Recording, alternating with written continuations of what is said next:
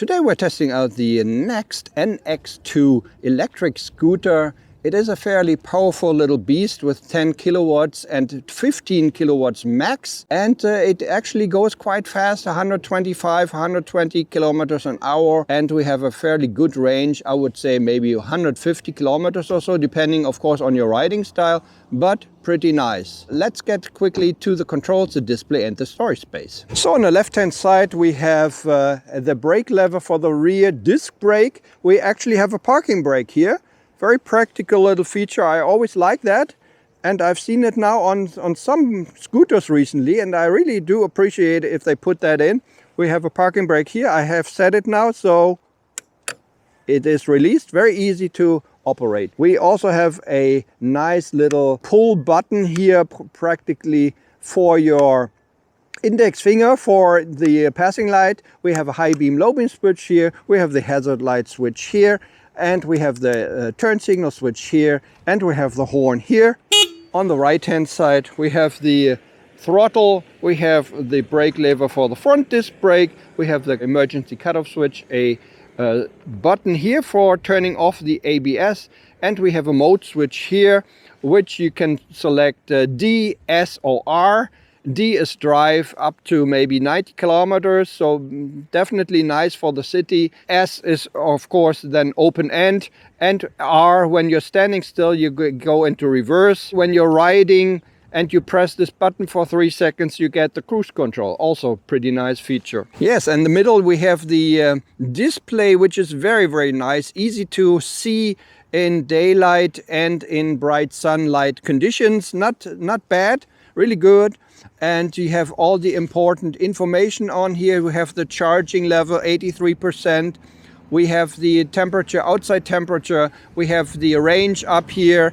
Apparently we can still go 150 kilometers. Of course that will change depending on how you ride. We have the speedometer. Down there we have an RPM counter actually for the engine, and for the controller, the temperature and so forth. We have the power output basically here. It says in watts.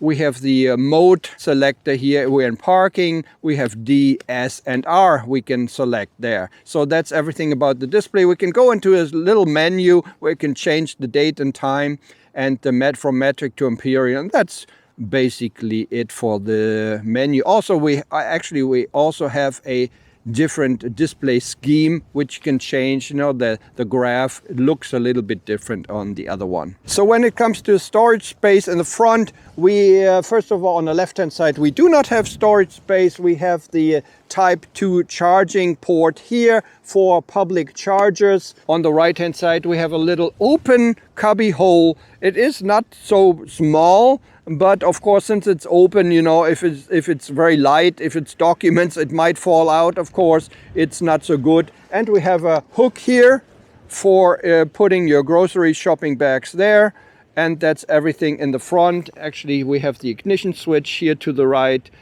We can open up the seat, lock the handlebar and stuff like that. So we open up the seat. If we just use the key here and turn it to the left, then the seat is open.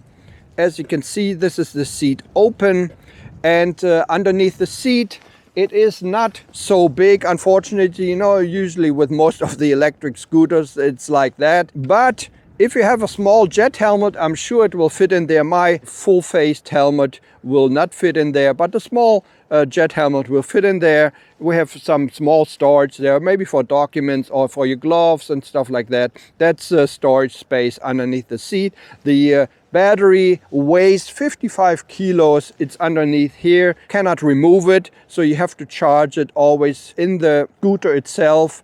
You charge it there with a Type 2, or with an adapter Type 2 to 240 volts basically for home usage. So this is the NEXT NX2, an electric scooter with 10 kilowatts or 15 kilowatts peak power. I'm very positively surprised at the moment. Very good feedback at the moment. Very good power. Very high class plastics. You know, it feels very good. It doesn't feel cheap, and it looks like a regular scooter basically. So I'm a little bit amazed, you know, that you can still get something like this. Anyways, let's get on it and let's take it out for a ride. Let's go. So the first thing that you notice when you get on the scooter is, according to the specs, the seat height is 845, but I don't think this is true. I would say maybe it's, I don't know, 800 or 810, but with a wide seat. So like basically like a X-Max scooter from Yamaha or Honda. I'm 175, 5'9". I can basically stand with the front of my feet, you know, not almost tiptoe, but I mean, it's a little bit higher, probably because of the big battery, but it's not that bad. The other thing that you notice when you put your feet on the pedestal here, that it is actually quite high, the pedestal. So as you can see, as I said, I'm 175. Usually I have a different knee angle here. It is quite high, and it's not so comfortable. So if you're very much taller than me, you might have a problem with this already, with you know, being comfortable or not.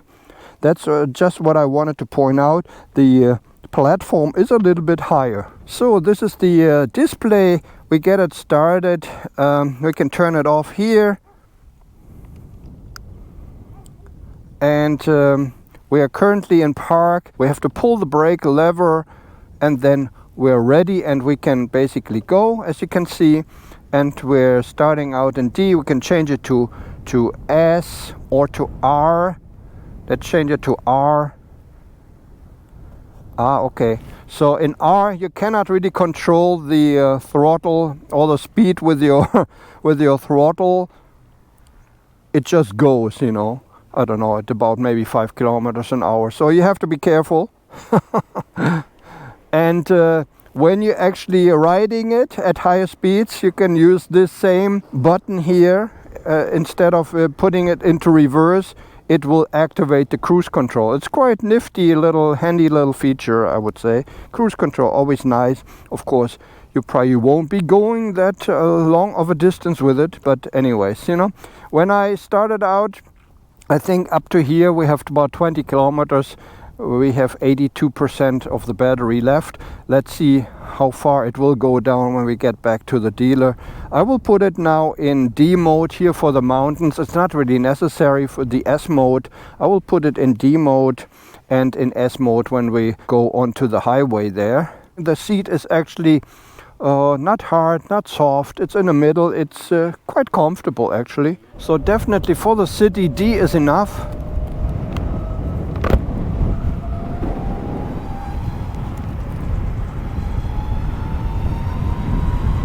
We have ABS braking system,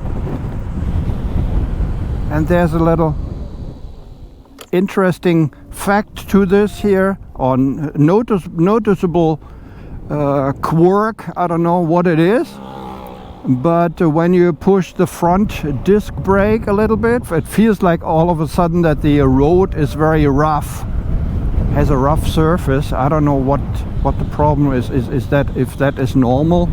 I mean, everything works as expected, you know, you have good braking power and stuff, but it's kind of a strange feeling when you push the front brake. But I will talk to the dealer about this.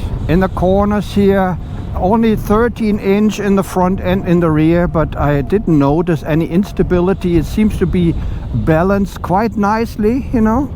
The center of gravity seems to be perfectly found here on this scooter. It's pretty nice, but it is actually quite nice here. Feels very alive and kicking. Very agile in the corners, very nice, not unstable at all. Very nice. I do like it. So let's switch it to S mode here, because we want to go onto the highway. We'll see if we can make it 0 to 100. Apparently, according to the specs, they say 7.5 seconds from 0 to 100. We'll test it out here if we get similar results. And go.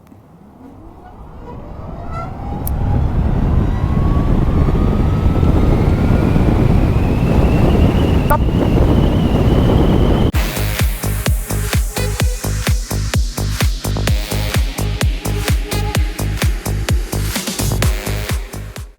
Well, I'd say that was pretty fast. It felt very fast at least. And as you can see in the display, you can see the power output here on the top right here, 9,500, 10,000 watts, 10 kilowatts.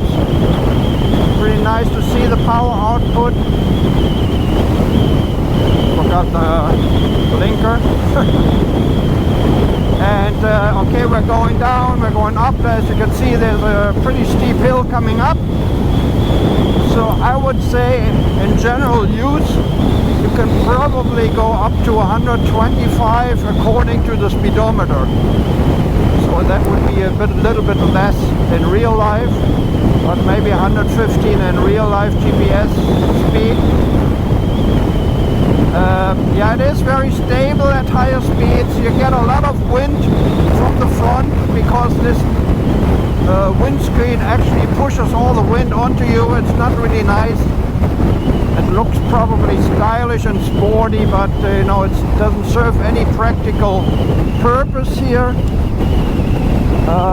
Yeah, but it's very stable. There's one thing about the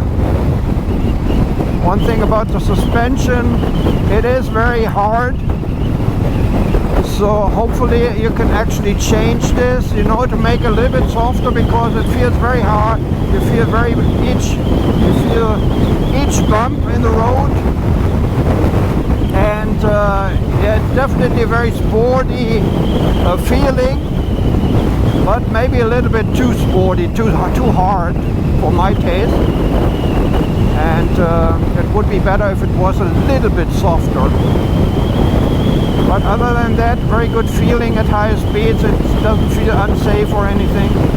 I only have basically positive vibes about this scooter. It's very nice. I think it's a fairly attractive price. However, of course, 7,000 euros is not really that cheap, but it is very tempting, I would say, because you get a lot of power with this. You get a lot of power. 10 kilowatts is quite a lot. It's actually more than a 125 cc scooter. And yeah, pretty nice for this price. Definitely. And so far, you know, from the outside and everything sitting on it leaves a very good impression, high quality. I can only recommend it to you. Of course, I cannot tell you how long this will last and the battery and everything, you know, of course I don't know that. But at least here in Spain you get 3 years of warranty or 20,000 kilometers. That's pretty nice. And the first in service is due 1,000 kilometers. So they will change the oil. No, just kidding. I don't know why. Maybe they check all the bolts and stuff. And after that, 6,000 kilometers, also very short. I don't really like that, but that's how it is. That's what I saw in the manual. I only found the Spanish manual, but I can link it in the description if you want to have it translated, or if you're knowledgeable of Spanish. Let's switch it back to D. And as I said, if you switch it, you know, if you press this button now for 3 seconds, it will actually turn on the cruise control. This is pretty nice. So even in D mode, as you can see, I can still accelerate. Yeah, and it is kind of cut off here at 80, 85. As you can see, I'm going maximum power now, and we cannot accelerate more. So probably 80 is the maximum in real life speed. And yeah, definitely enough power for the city.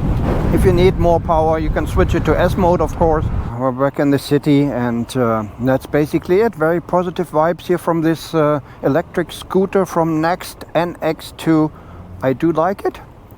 Not much to complain about. Pretty nice. It does everything it does. It's very sturdy, feels good. All the controls leave a good impression. And that should conclude my test ride here of the NEXT NX2 scooter 2024 model year. Thanks very much for watching. This has been a ride out. Take care. Bye bye.